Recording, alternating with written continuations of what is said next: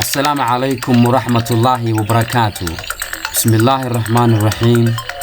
halkan maanta waxaan idinku soo gudbinaynaa mid ka mid ah casharadaynii aad halkan hore uga daawan jirteen YouTube-ka iyo page-ka aan ku leenahay Facebook-ka. casharkeenan maanta waxaanu kaga hadli doonaa isla nominative-kii iyo accusative-kii iyo dative-kii aynu hore casharkii 19aad uga hadalnay si aynu u sii xaqiijino oo aynu cidi fahmi weyday aynu ugu laba celino. haddaba casharkeenan maanta waxa uu ku saabsan yahay inahaas daawasho wacan oo wanaagsan.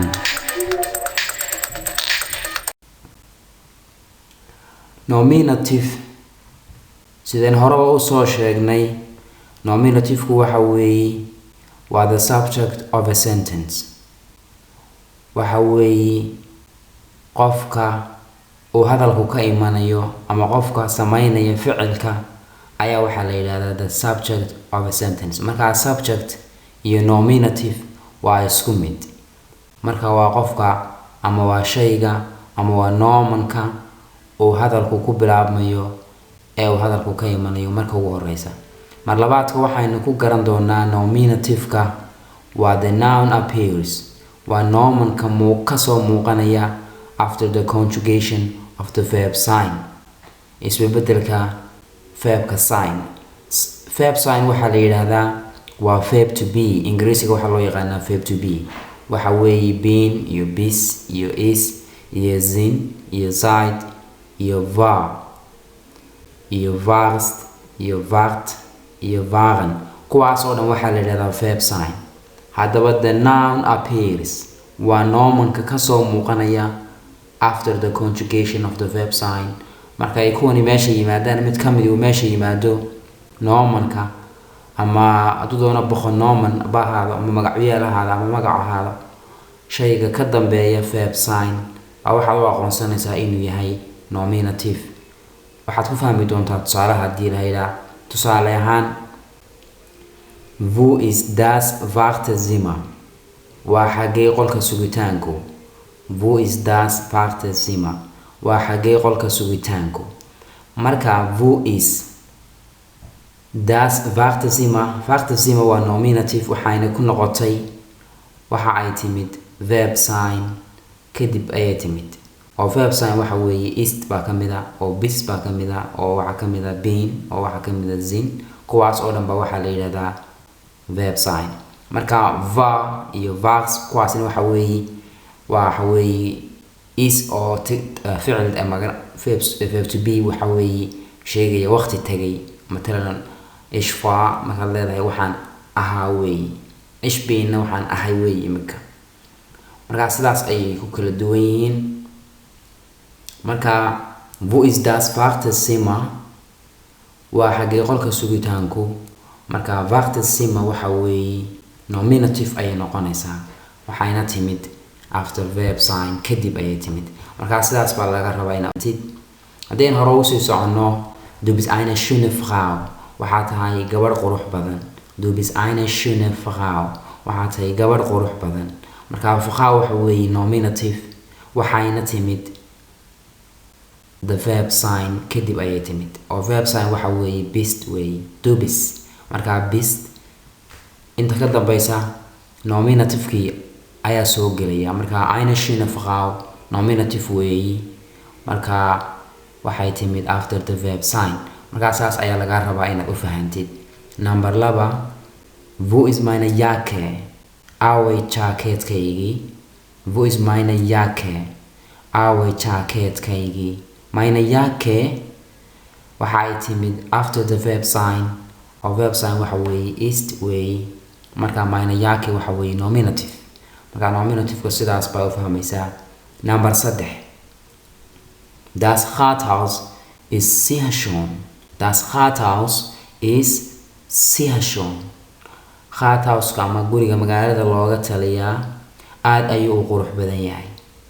marka Rathaus waa nominative waxa weeye the subject of the sentence. waxa weeye hadalku ka bilaabmayo weeye.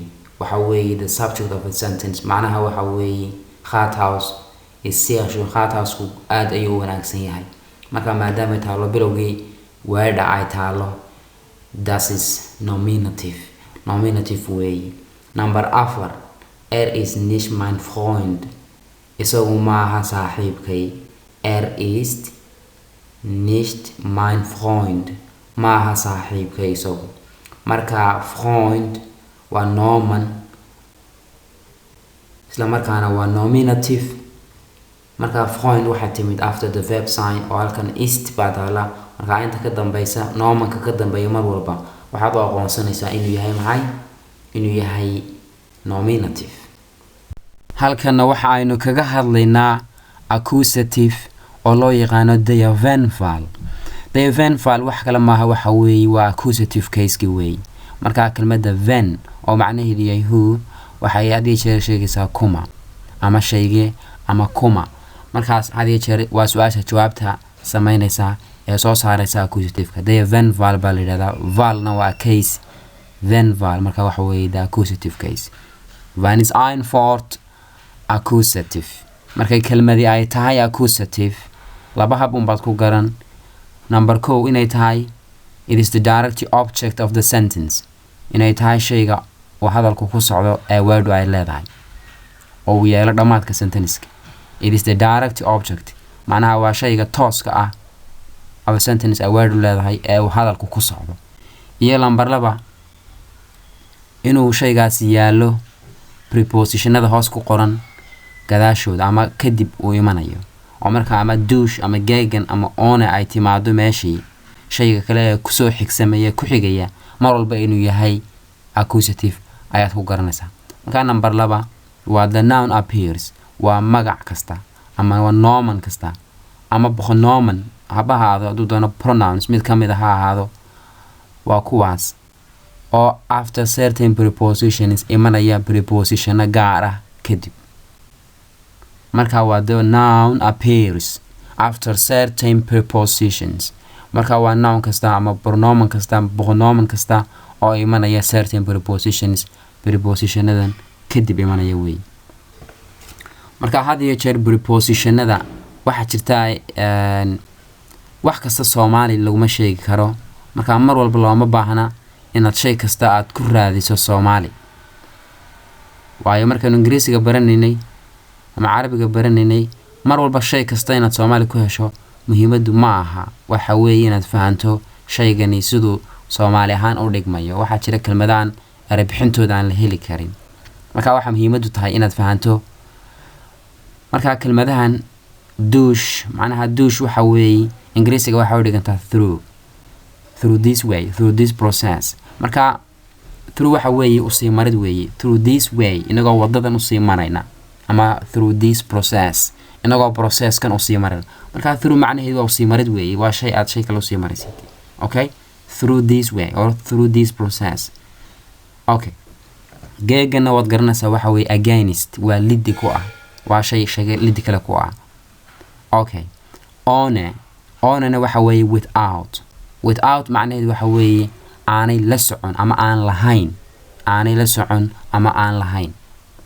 okay salahan one suka one milch trinken Sie tea one suka one milch ma waxaad cabtaa shahan sonkor lahayn on caana lahayn. ja ich trinke tea mit one suka und one milch marka waa aan lahayn weeye one milch. na waa around like waa alone garab socosho weeye alone this way wadadan inaad garab socotid. okay bisna waxa weeye until ilaa la gaarayo phone laga soo bilaabo bis ilaa inta la gaarayo. na waxa weeye for wax adiga matalan kugu soo jahaysan for you adiga ayaan wax ku haya. I have this gift for you adiga ayaan macnaha ku haya. I have this geschenk für dich marka vu hadii jeer waa wax adiga kugu soo maaratay loogu talagalay. marka saas baa laga rabaa inaad u fahantid mar walba looma baahna macnaha inaad Soomaali mar walba ku raadisid ee fahanka ayaa muhiim ah. waxyaalo waxa jira aad qofku si fiican u garanayo laakiin hadana aan Soomaali ku sheegi karin marka maadaama oo grammarka Soomaaligu oo la isla meel dhigay aanu jirin ama grammar si toos ah loo raaci karo oo la isla meel dhigay aanu jirin waxa muhiim ah in sida loo fahmo haddaba haddii aad aragtid prepositionada shay kasta oo ka dambeynaya waxa uu yahay accusative marka sidaas ayaa laga rabaa inaad u fahantid haddii Allah awood leh ogolaado ayaynu qaadan doonaa can see then man ma garanaysaa ninkii then man marka hadi jeer then iyo the iyo das waxa la yiraahdaa definite article waxay sheegaan waxa la isla garanayo can see then man ma garanaysaa ninkii then man ninkii marka waa nin la isla garanayo can see then man ma garanaysaa ninkii marka ingiriisi waxa noqonaysa do you know the man miyaad garanaysaa ninkii the man waa ninkii waa isla garanayo definite article balada marka ingiriisiga da aba u dhigantaa then marka then man waxa weeye accusative way can see then man ma garanaysaa ninkii number 7 schmag den hund waan jecelahay aygii marka I like the dog ingiriisiga waxa dhigantaa I like the dog waan jecelahay aygii marka aygu waa ay isla garanayo schmag den hund waan jecelahay aygii oo then hund waxa weeye waxay qaadataa daya hund maadaama ay daya qaadato imika accusative-ka waxay qaadanaysaa then oo aynigii niri daya accusative waxay noqotaa then marka asaas baa laga rabaa inaad u iloobin schmag den hund waan jecelahay aygii marka ay isla garanayo bay sheegaysaa articleska sida the iyo daya iyo das waxa la yiraahdaa definite article waxayna sheegaan wax la isla garanayo kuwa kale ee iyaguna ein iyo ein kuwaasna waxay sheegaan waxaan la isla garanayn ingiriisigana waxa u dhigmaan iyo an a book مثلا an elephant taasoo kale noqonaysa marka schmag den hund waan jecelahay aygii I like the dog okay number 8 shbaqawqa den computer waxaan u baahanahay computerkii shbaqawqa den computer waxaan u baahanahay computerkii marka computerku waa mid isla garanayo shbaqawqa den computer marka computer waxa qaadataa daya computer maadaama ay daya qaadato accusative waxay noqonaysaa then shbaqawqa den computer waxaan u baahanahay computerkii I need the computer marka hore ayaan ugu doon sida halkan kaaga muuqata number 1 that is Vudas auto kaasi waa gaarigii that is Vudas auto kaasi waa gaarigii marka that auto waa accusative oo maxay ku noqotay halkan waxa taala preposition ama waxa yaala preposition meelaye prepositionadan oo ah kuwii la shaqeynaya accusative-ka marka sidaan ku sheegay dush gegen bis iyo vu iyo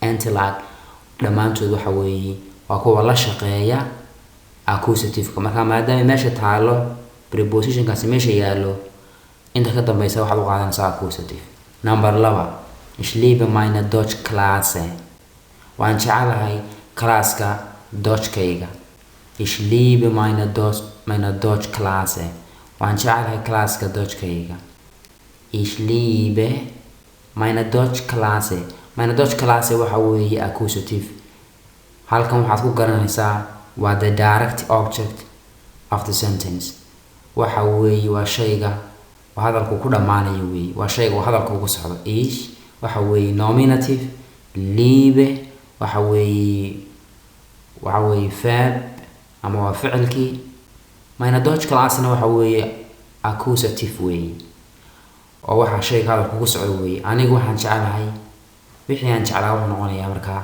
accusative oo waxa noqonaya object shaygii uu hadalku ku socday Deutsch Klasse number 3 ich habe die Katze gesehen waan arkay bisadii ich habe die Katze gesehen waan arkay bisadii marka shaygii la arkay waa shaygii indhuhu ay ku dhaceen marka wuxuu noqonayaa accusative oo waa shayga hadalku ku socdo ich waa aniga oo nominative gesehen oo xagga dambe taalo waa ficilkii Die Katze waa shaygii la arkay weeyi, waa accusative weeyi. marka kan wuxuu noqonayaa the direct object of the sentence, waa shayga uu hadalku sida tooska ugu socdo ee ay word u leedahay. Ich meinen Bleistift spitzen, waa inaan qalin bensalkayga qoraa. Ich muss meinen Bleistift spitzen, marka waxa weeye ich muss meinen Bleistift spitzen. marka meinen Bleistift waa accusative, waa the direct object, waa shaygii aan qorayo weeyi. Spitzen waa ficilkii, ich oo xagga hore taala waa nominative, spitzen oo xagga dambe taala waa verbkii, meinen Bleistift na waxa weeye qalin bensalkii weeyi. marka waa inaan qoraa qalin bensalka, shaygii la qorayo waa qalin bensalkii, waa direct object weeyi, waa shaygu hadalku ku socday weeyi, ama waa shaygii la sameynayay ama la qorayo weeyi. Number 5, wir öffnen Kasse 3 für Sie. Wir öffnen Kasse 3 für Sie. waxaan idin furaynaa qaybta saddexaad ee lacagta lagu bixiyo mashiinka lacagta lagu bixiyo qaybta saddexaad ayaan idin furaynaa. Wir öffnen Kasse 3 für Sie. marka sida xagga dambe taala waa accusative, oo maxay ku tahay halkan waxa yaala prepositionadii la shaqeynayay accusative-ka sida durch, gegen, iyo wo iyo anti-like. marka sidaas baa laga rabaa inaad fahantid. tusaalayaal inta ka sii badan haddii aan horay ugu sii socdo accusative-ka, waxaan soo qaadanayaa number 9. sieht einen Hund. sieht einen Hund. marka einen Hund waxa weeye accusative weeye. einen Hund waa accusative. Soomaaligana waxay noqonaysaa isagu waxa uu arkayaa ay. marka in Ingiriisiga waxa la yiraahdo waxa jira indefinite article-lada aan waxba qeexin. marka einen waxay ka mid tahay indefinite articles-ka. marka einen Hund waa ay bay noqonaysaa. marka aygani mid hore loo sii arkay ama la isla garanayo maaha, ee waxa uu noqonayaa ay buu noqonayaa einen Hund. sieht einen Hund. marka einen Hund waxa weeye accusative, waana the direct object of the sentence, waa direct object-iga ay word u leedahay, waa shaygu hadalku ku socdo. waxa weeye nominative, sieht na waa verbkii, einen Hund na waxa weeye waa accusative, oo isagu waxa uu arkay ay, shaygii uu arkay wixii uu arkay accusative weeye, oo waa wixii hadalku ama aragtidii wixii ku dhacday weeye, shaygii ay ku dhacday. marka einen Hund waa direct object. marka sidaas ayaa laga rabaa inaad u fahantid einen Hund. haddii aan halkaa einen ta ka saaro oo aan geliyo den, aan idhaahdo sieht den Hund, isagu waxa uu arkay aygii. marka aygaas oo la isla garanayo sieht den Hund. marka kuwa den iyo maaragtay ay ka mid ka yihiin iyo di iyo ay ka mid ka yihiin das, kuwa waxaa la yidhahdaa definite article, waa artikelada wax qeexa, waxayna had iyo jeer sheegaan shaygaasi inuu ahaa marka hore shay lasla sii garanayo. haddaan matalan markaa saasaa laga rabaa inaad u kala fahansan tahay. okay, haddii aan hore ugu sii socdo, Ingiriisiga waxay u dhigantaa sieht einen Hund. Ingiriisiga waxay noqonaysaa he sees a dog. marka eedaan ku muujiyay qalinka cas ee Ingiriisiga ku jirta baa waxay u dhigantaa einen. okay, number 10. sieht eine Katze. sieht eine Katze. isagu wuxuu arkayaa bisad. sieht eine Katze. marka eine Katze waxa weeye accusative bay noqonaysaa, accusative. marka sidaasaa laga rabaa inaad fahantid eine Katze. marka eine Katze waa the direct object of the sentence, waa direct object-iga ay leedahay word, ama waa accusative-ka ay word u leedahay, oo isagu waxa uu arkay bisad. bisadii waa shaygii la arkay weeye, ama waa wixii la arkay. dabeetana wuxuu noqonayaa markaasi shaygaasi accusative ayuu noqonayaa. eine Katze, bisad buu arkay. marka haddii anaka eine aan ka saaro aan di geliyo sieht die Katze, wuxuu arkay bisadii buu arkay. marka bisadaas mar hore lasii arkay. marka kuwaasi waxay sheegayaan wax qeexan bay sheegayaan, kuwana wax qeexan sheegi maayaan, oo waxa la yiraahdaa indefinite article Ingiriisiga. okay, he sees a cat. waxa uu arkay bisad. He sees a cat. Okay. Number 12. Wir kaufen einen Teppich. Wir kaufen einen Teppich. marka einen Teppich waxa weeye accusative. haddii aan Soomaali ku sheegay waxa noqonaysaa anagu waxaan soo iibinaynaa roog. We buy a carpet. anagu waxaan soo iibinaynaa carpet ama roog. marka einen Teppich waxa weeye accusative. Teppich maxay qaadataa der Teppich ama waxa weeye ein Teppich, laakiin markay accusative noqoto einti waxay noqonaysaa maxay einen Teppich. marka wir kaufen einen Teppich shayga la soo iibinayo waxa noqonayaa maxay accusative. wir waxa weeye nominative, kaufen waa ficilkii ama waa verbkii, einen Tisch na waxay noqonaysaa maxay waa shayga la soo iibinayo oo ah accusative weeye. ingiriisiga waxa noqonaysaa we buy a carpet. marka sidaas ayaa laga rabaa inaad u fahantid. halkan waxaynu hore ugu sii soconaynaa waa accusative-kii. number 12 haddii aanu soo qaadano sie ist die Wurst und den Apfel. die Wurst haddaynu soo qaadano Soomaaligeeda. Soomaaliga meesha kuma qorno, qofkii Soomaali ku garanaya qaybta comment card waa ku soo qoro. die Wurst waxa weeye waxa laga sameeyaa hilib ama chicken baa laga sameeyaa. dadka aan muslimka ahayn waxay ka sameeyaan hilib doofaar, schweinefleisch. haddaba die Wurst waxa weeye hilibka ayaa la ridqaa oo la warshadeeyaa, kadibna waxa loo dhuudhuubaa sida muuska oo kale, kadib waa la shiilaa, roodhida la dhex gashtaa. dadka qaarkoodna sidiisay ku cunaanba. marka die Wurst baa la baalkaas Soomaaliya marka lagu garan maayo. waxaa jira waxyaalo badan oo khudradda ka mid ah haddii aad supermarket tagto aanad Soomaali ku sheegi karin. marka waxa weeye inaad baratid magaciisa la yidhaahdo inaad ku barato baa la rabaa. okay. sie ist die Wurst und den Apfel. marka waxa weeye waxay cunaysaa fuuqskii iyo baalka fuuqska la yidhaahdo iyo tufaaxi. marka den Apfel waa tufaaxi maadaama oo ay ku jiraan meesha definite articleski, artikalada wax qeexa maadaama oo den iyo di ay yihiin ay ku jiraan meesha oo waxa la isla sii garanaya weeye den Apfel tufaaxi iyo die Wurst iyo fuuqski baalka fuuqska la yidhaahdo. marka die Wurst marka hore di bay qaadan jirtay, diida isma bedesho accusative-ka oo nominative-kana waa di, accusative-kana waa maxay waa di un die Wurst. Apfelna waxay qaadataa markay nominative-ka tahay der waa der Apfel, maadaama accusative tagtayna waxay noqonaysaa maxay den Apfel oo der accusative-ka waxay isku bedeshaa maxay den. okay. iyadu waxay cunaysaa Wurstki baalka Wurstka la yiraahdo iyo tufaaxi. okay. number 13 wir kaufen anagu waxaan u soo iibinaynaa einen Tisch, Miis und einen Schrank iyo cupboard für deinen Vater aabaha. markaan tan ugu dambaysa für deinen Vater waxa weeye accusative, waxaana ka dhigay preposition-ka khadka buluuga ah ku qoran oo ah preposition-da la shaqeeya accusative-ka sida durchgehen ohne iyo antilag iyo für. marka für deinen Vater preposition-kaas ka dhigay markaasi ka dhigayaan accusative. einen Schrankna waa accusative, einen Tischna waxa weeye accusative oo waa shayga la soo iibiyay. wir waa maxay waa nominative, kaufen waa maxay waa ficilkii ama waa verbkii, einen Tisch waa shayga la soo iibiyay, und einen Schrank hal miis iyo hal cupboard. marka kuwaasi waxa weeye shayga la soo iibiyay waana the direct object of the sentence. waa shayga la soo iibiyay, cidii soo iibisay, ficilkii iyo shayga la soo iibiyay. shayga la soo iibiyay waa accusative weeye.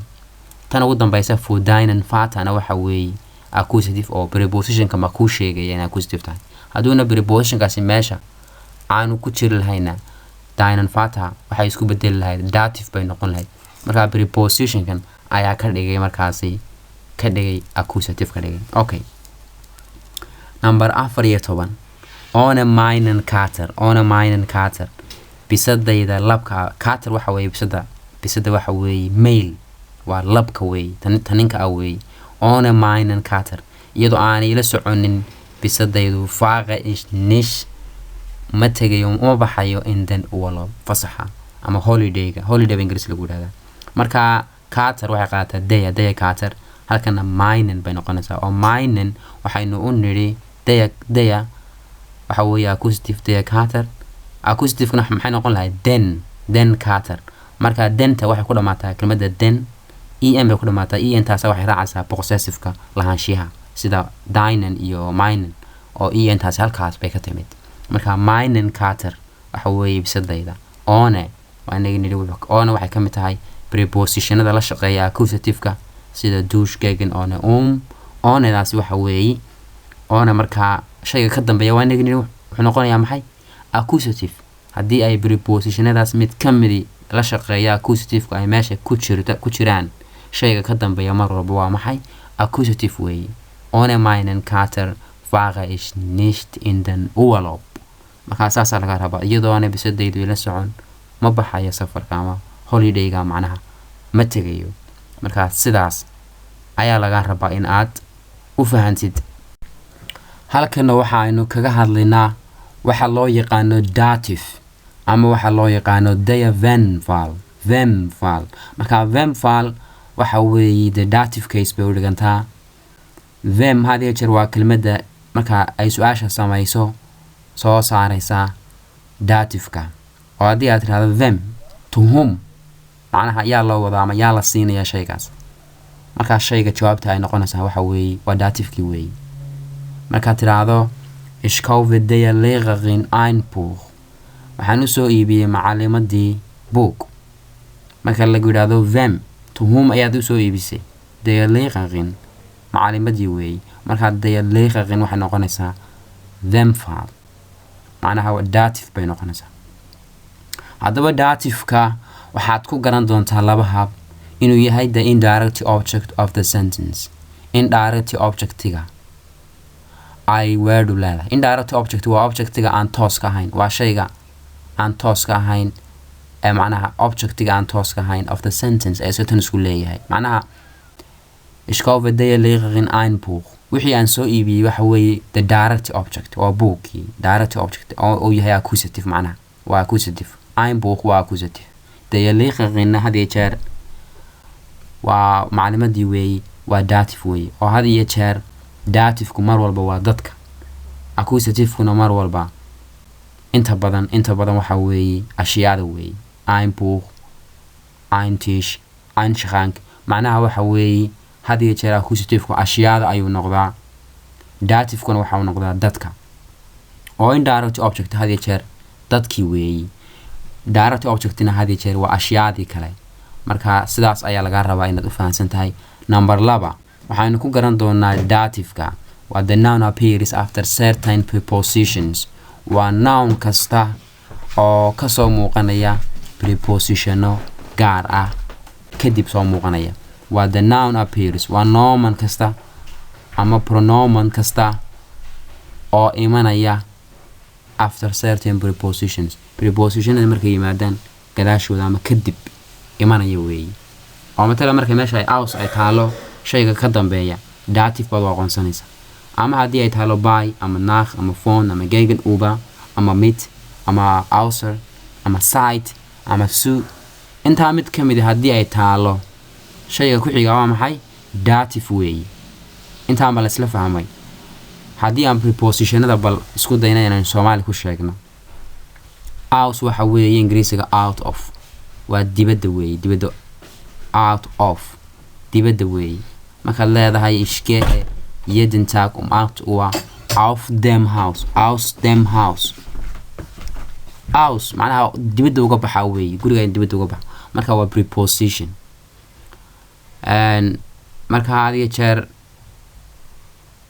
prepositionadu waa ina fahantis sida sentence-ka ay macnaha u bedelayaan marka hadalkay waxa la yiraahdaa Soomaaliga meeleeyay oo hadalka ay meeleeyaan tan hadaan iraahdo waxaan ku socdaa ku hadalkay waxay u meeleynaysaa dhinacan ku socdo hadii aan leeyahay waxaan ka socdaa ka aad waxay sheegaysaa Soomaaliga maxay meel aad ka socotid marka hadii jeer waa waxa la prepositions macnaha hadalkay dhan bay u jeeyaan marka kuwana waa kuwaas oo kale aus macnaha waxa weeye out of okay dibadda weeye byna waxa weeye at waa dhinaca weeye by mia aniga xaqayga ma dhinacayga aniga maya markaad leedahay by mia nicht anigu xaqayga maya weeye ma rabo waxaas by mia nicht dhinacayga aniga ma rabo weeye marka hadii jeer saas laga rabaa inaad fahansan tahay nakhna waxa weeye laba macno naakh leedahay mar waxay sheegaysaa nach tu oo kale ma waxa loo isticmaalaa hadii jeer marka ama magaalo tagaysid baa u isticmaalaysaa nach Frankfurt oder nach Bremen oder nach Hamburg waa jihada aad socotid nach macna kan la way leedahay waxa weeye kadib nach dem Essen cuntada kadib nach dem Frühstück quraacda kadib ja nach dem Kochen reinigen cuntada kadib waa inaad nadiifisid okay nach markaa waa maxay waa kadib macnaha kale leedahayna waa maxay waa inaad hadii jeer u isticmaasho sida ingiriisiga to ama dhinaca ama jihada aad u socotid magaalada aad u socotid nach Frankfurt nach Berlin taasoo kale marka labadaaba way leedahay kadibna way noqonaysaa macnaha kalena way leedahay okay von waxa weeye from ba ingiriisiga dhigata ka yimid weeye waa shay meel ka yimid ama ka bilaabmaya meel oo meel kale ku dhamaanaya von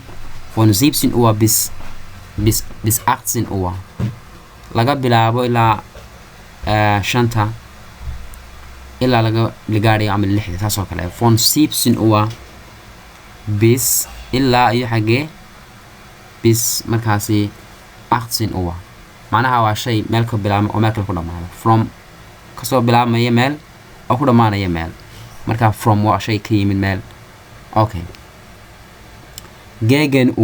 gegenüber waxa weeye opposite macnaheedu waa shay kale opposite ku ah lid ku ah okay kasoo horjeedka weeye kasoo horjeeda okay marka leeyahay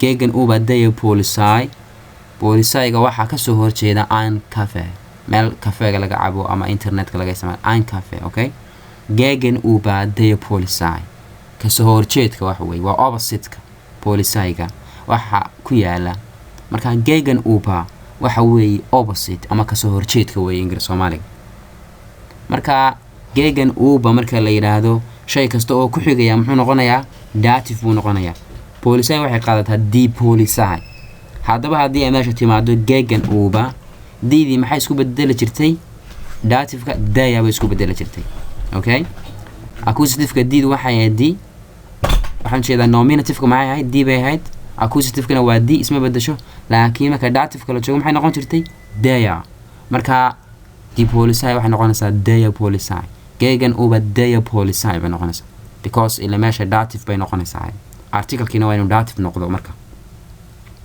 okay gegenüber marka waxa weeye opposite weeye Soomaaliga mit haddii aad aragto waxa weeye with ay la socoto marka hore maxaynu nidhi one maxay ahayd aanay la socon bay ahayd tanna waa ay la socoto weeye mit Zucker ich trinke Tee mit Zucker shaah ay sonkor la socoto aban caba ama shaah sonkor leh okay haddii aad leedahay shaah waxaan doonayaa caano leh ich hätte gerne ein Tee mit Milch und Zucker mit Milch und Zucker waa mid caano leh oo sonkorna leh horena waxaynu soo aragnay aan lahayn oo ohne Zucker ohne Milch bay ahayd marka hadii jeer ohne waa taqaanaa oo waa accusative-ka ayaa la shaqaysaa mitna waxay la shaqaysaa dative-ka oo shay kasta oo mit ay ka dambayso shay kasta oo mid ka dambeeya shaygaasi wuxuu noqonayaa dative buu noqonayaa okay outside waxa weeye outside of dibadda uga baxsan ama dibadda ka ah outside of okay dhinaca dibadda weeye side waxa weeye ilaa ingiriisiga waxa dhigantaa since 1994 ilaa laga soo bilaabo ilaa iyo 1994 marka site ilaa weeye marka site isticmaalayso waxa leedahay site ama seit 2 Jahren ich bin hier in Deutschland seit 2 Jahren halkan waxaan joogay Jarmalka ilaa iyo 2 sano ilaa way u dhigantaa oo marka leedahay ich bin seit einem Jahr und 5 Monate in Deutschland waxaan joogay Jarmalka 1 sano iyo 5 bilood ich bin hier in Deutschland seit einem Jahr und 5 Monate marka site ilaa bay noqonaysaa su'na waxa u dhigantaa to مثلا to me aniga oo kale comes to sumia ma ay imanaysaa aniga to me aniga comes to sumia ma ii imanaysaa aniga. markaa suu hadday timaado shayga ku xigaya waa maxay? waa dative. miya waa maxay? waa pronomen laakiin ah dative way. oo miya accusative-kana waxa weeye mish. nominative-kana maxay ahayd? ish. ish, mish, miya. markaa maskaxda waa inay saa ugu haysid. markaa shay kasta oo preposition kasta oo noocan hadduu meesha yimaado shayga ku xigaya waa inuu yahay maxay? dative waa inuu yahay. markaa sumiya. yaa ich komme zu dir. haa waan ku imanayaa adiga. yaa ich komme zu dir. markaa su waa meesha timid, dia waa inaan meesha geliyo marka. oo du, dich, dia. dia waa maxay? waa dative-kii weeyi. okay, marka sidaas baa laga rabaa inaad fahantid. haddiiba ay dhacdo kelmad aan Soomaaliga wadan, isku day inaad sentence-ka ama word ay ku jirto aad ku fahanto Soomaali ahaan macnaha ay samaynayso oo aad ka dhex akhrisatid macnaheeda word lafteeda. haddii aan horey ugu sii socdo dative-ka, number 1 ich gebe der Frau einen Pullover. der Frau waxa weeye dative way. anigu waxaan gabadha siinayaa funaanad. ich gebe der Frau einen Pullover. anigu waxaan gabadha siinayaa funaanad. marka der Frau waxa weeye dative. oo funaanaduna waxay noqonaysaa accusative. ishna waxay noqonaysaa nominative. waa qofkii wax bixinayay. funaanadii qofka la siinayay waa accusative. cidii la siinayana waxa weeye dative. oo aniga hore u soo sheegnay dative-ku mar walba waa dadka. accusative-kuna waa ashyaada kala weeye. marka sidaas ayaa laga doonayaa inaad fahanto. Frau waxay qaadan jirtay di oo di Frau bay ahayd, laakiin de waa accusative. waxaan jeedaa waxa weeye dative weeye. maadaama imika ay dative tahay, de bay qaadanaysaa. waa der Frau, waa dative. deyana waxay isku bedeli jirtay markay nominative-ku tahay waa di. accusative-ka markay tahayna waa diidiun. laakiin markay dative-ka ay joogto der bay noqotaa. marka waa der Frau, der Schule, der Polizei markay dative-ka ay yihiin. markaas saas ayaa laga rabaa inaad fahantid. number 2 ich zeige meinem Mann den Park. anigu waxaan tusayaa ninkayga barxaddii. ich zeige meinem Mann den Park. marka meinem Mann waxa weeye dative weeye. zeige meinem Mann den Park. anigu waxaan tusayaa ninkayga barxaddii. meinem Mann waxa weeye dative weeye. oo meinem maxaynu u nidhi? amta maxaynu ugu darnay?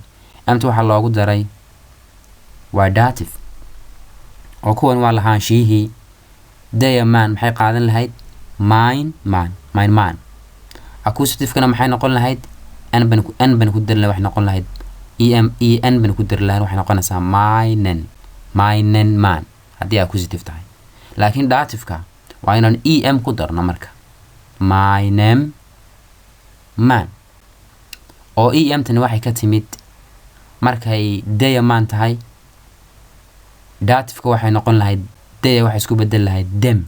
marka demtii baa laga soo jarayaa emt. emt ba marka halkan ku darsamaysaa oo waxay noqonaysaa meinem. okay, ich zeige meinem Mann den Park. den Parkna waxa weeye waa barxaddii. waa barxad lasla garanayo maadaama oo ay den meesha ku jirto oo ingiriiska loo yaqaano definite article ama artikalada wax qeexa.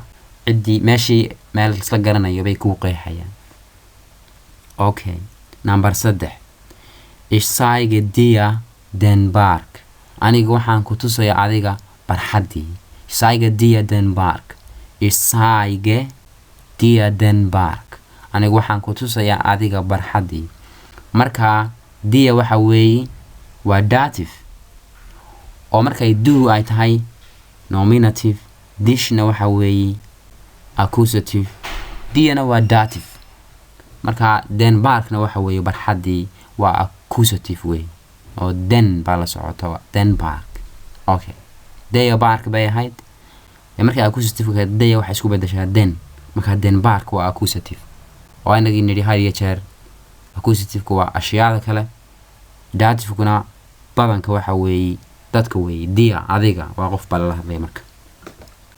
marka hadalku had iyo jeer saddexun buu u qaybsan yahay. waa cidii wax tidhi ama cidii wax tusisay meeshii la tusayay oo ah accusative. iyo qofkii la tusayay oo ah dative marka hadalku waa saddexdaas waa laba object oo mid la yiraahdo direct object oo accusative ka ah iyo mid ah indirect object oo dative ka ah iyo nominative saddexdaas way hadalku marka hadalka saasaad u kala fahmaysaa marka imika hadalkan hadaynu ciraabno ish waxa weeye nominative saayga waxa weeye waa verb dia waxa weeye dative then hadaynu sheegno then waxa weeye ingiriisiga waxa lagu yiraahdaa definite article waa article wax qeexa weeye parkna waa then parkna waa accusative ma wada noqonaysaa intaas then park waa accusative marka hadalka saasa u garanaysaa dhismihiisa marka sidaa u fahanto hadalka dhismihiisa oo mid walba garanaysa waxa ay tahay iyo meesha ay ka timid insha Allah wax ku fududaan doonto grammarka intiisa kalena in taasoo kale aad u wada sheegi doontid oo aad u fahmi doontid marka okay saayga dia Denmark anigu waxaan ku tusayaa adiga barxadii okay number 4 meine Mutter bringt mir einen Kuli hooyaday ayaa ii keentay aniga qalin biiro meine Mutter waxa weeye nominative weeye bringtna waxa weeye waa verb mir waa maxay mir waa dative oo ish markay nominative tahay mishna ay tahay accusative mir waxay noqotaa maxay waa dative weeye waxa ka dambeeyana waa einen Kuli waa qalin biiro waa accusative ayuu noqonayaa marka intaas marka einen Kuli waa qalin biiro la isla ma garanayo maadaama oo ay meesha ku jirto einen oo ingiriisiga loo yaqaano indefinite article ama article-ada aan waxba qeexin marka qalin biiro bay keentay qalin biirooyada kamid ah marka qalin biirooga midku yahay waxa la sii garanayay ma aha okay laakiin hadan la kan gelin lahaa den Kuli meine Mutter bringt mir den Kuli hooyaday baa ay keentay qalin biiroogi den Kuli qalin biiroogi marka kaas wuxuu noqon lahaa mid la isla garanayo laakiin maadaama ay einen Kuli meesha ku jirto mid la isla garanayo ma aha okay meine Mutter bringt mir einen Kuli marka hadalkan laftiisa hadayna marmar sheegno meine waxa weeye possessive waa lahaanshihi meine Mutter aniga hooyaday intaas marka nominative bay ku sifoobaysaa bringt waxa weeye waa verb okay miyana waa dative einen Kuli waa maxay accusative weeye marka sidaas ayaa laga rabaa inaad u fahansan tahay halkan waxaynu kaga hadlaynaa waa dative-kii ama waxa kale oo loo yaqaan der Vemfall marka Vemfall wax kale maaha waa the dative case weeye marka val macnaheedu waa case vemna hadii jeer waa su'aal sameeyaan wuxuu soo saaraa dative-ka vem oo ingiriisiga u dhiganta to whom yaa macnaha la siiyay ama yaa loo soo iibiyay zum Beispiel ich kaufe der Lehrerin ein Buch waxaan u soo iibiyay macallimadii book shayga la soo iibiyay waa accusative yaa hadaba loo iibiyay to whom vem kuma yaa loo iibiyay marka der Lehrerin marka wax weeye dative marka waan arkaynaa marka number 1 wir können nach dem Essen gehen waxaanu tagi karnaa cuntada kadib wir können nach dem Essen gehen waxaanu tagi karnaa cuntada kadib nach waa inagni laba macno leedahay kadib imika waa kadib ay meesha ugu jirtaa nach dem Essen gehen cuntada kadib baan tagi karnaa kadib weey marna maxay noqotaa waxa weeye jihada macnaha ku socotid nach Frankfurt oder nach Hamburg und sidaas bay ku kala duwan tahay okay wir können nach dem Essen gehen waxaanu tagi karnaa cuntada kadib okay marka Essen dem Essen waxa weeye dative weeye oo maxay dative ku noqotay dative waxay ku noqotay halkan waxa ku jira nach oo kamida prepositionada la shaqeeya dative-ka sida mit iyo nach iyo aus iyo kuwaas oo dhan maxay yihiin waxa weeye prepositionada la shaqeeya dative-ka marka dem Essen waxa weeye dative Essen sida caadiga waxay qaadataa das oo waa das Essen laakiin marka ay tahay weeye das Essen marka la waa nominative marka ay tahay accusative-ka marka ay tahay waxay qaadanaysaa waxa weeye waa das essen laakiin marka ay tahay dative-ka waxay isku bedelaysaa dasti maxay isku bedelaysaa dem bay isku bedelaysaa oo waxay noqonaysaa dem essen oo demtu halkaas ay ka timid marka nach dem essen gehen waxaanu tegi karnaa cuntada kadib wir können nach dem essen gehen marka saas laga rabaa inaad u fahamtid marka dem essen waa dative way okay number 2 ich kaufe der Lehrerin ein Buch der Lehrerin waxa weeye dative way ich kaufe der Lehrerin ein Buch marka waxaan u iibinayaa macalimadii book marka macalimadii waa macalimadii la isla garanay daya waa ku jirta oo ah definite article-ka wax qeexa oo sheegaya macalimadii inay tahay macalimada la isla garanay haddii halkan ahaan lahayd مثلا einen ama ay soo geli lahaayeen kuwii indefinite articles ka soo geli lahaayeen macalimada tu la garanay ma noqoteen marka imika der Lehrerin waxa weeye macalimadii weeye ein Buchna waa maxay waa book marka ein Buch waa accusative waa shay la soo iibiyay ich kaufe maxaan soo iibiyay ein Buch book baan soo iibiyay waa shaygaan soo iibiyay waa accusative yaa se loo iibiyay to whom them der Lehrerin cidii loo iibiyana waa maxay waa dative weeye marka Lehrerin waxay qaadan jirtay hore die bay qaadan jirtay maadaama ay gabar tahay die Lehrerin maadaama oo ay tahay dative die maxay isku bedelaysaa der bay isku bedelaysaa der Lehrerin marka waa inaad taqaano sida isku bedelaan article-ladu sida isku bedelaan waa aniga 10-15 ku soo qaadanay marka waa inuu qofku qaybsan yahay sida isku bedelayaan article-ku si uu u fahmo hadhow toole okay number 3 kam aus dem Zimmer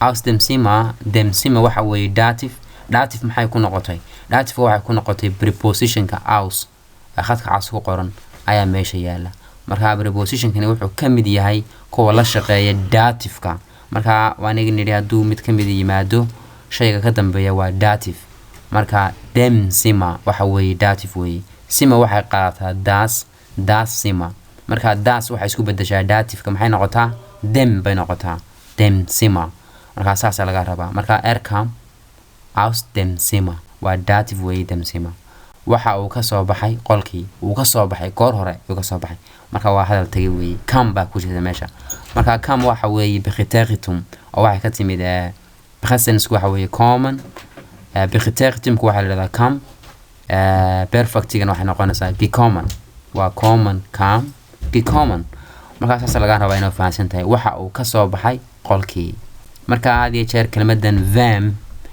them waxa weeye waa kelmad sameeyahani waxa uu soo saaraa dative-ka them hast du das Buch gegeben yaad siisay buugga ama them hast du das Buch gekauft yaad buugga u iibisay der Lehrerin macalimadii ayaan u iibiyay marka aad iyo jeer waxa weeye su'aal sameeye soo saara dative-ka marka la yiraahdo them hast du das Buch gekauft yaad buuggan u iibisay cidii loo iibiyay oo der Lehrerin ah oo jawaabtu ay noqonayso der Lehrerin dative-kii weeye marka saas ayaa laga rabaa inaad u fahansan tahay intaas maanta waxaan kusoo koobnaa casharkeennii maanta haddii allaha awood leh ogolaado waxaynu isku dayi doonaa in aan idin samayno laylis ama casharo laga soo shaqeeyo kuwaas oo aad ku fiican ugu fahmi doontaan nominative-ka accusative-ka iyo dative-ka marka insha Allah waxaan idin diri doonaa fiidiyoyo magaranaysa ka kooban laylis kuwaas oo aad isku dayi doontaan inaad dib u qortaan isla markaana aad waraaq kaga soo shaqeysaan isla markaana la idinka eego oo aad si fiican ugu fahmi doontaan nominative-ku waxa yahay iyo accusative-ka iyo dative-ka haddaba casharkeena maanta waxaa idin soo jeedinaya anigoo saxardiida intaaynu ku kulmi doono casharkan oo kala waxaan idinkaga tegayaa sidaas iyo amaano Allah. Wassalaamu calaykum waraxmatullaahi wabarakaatuh.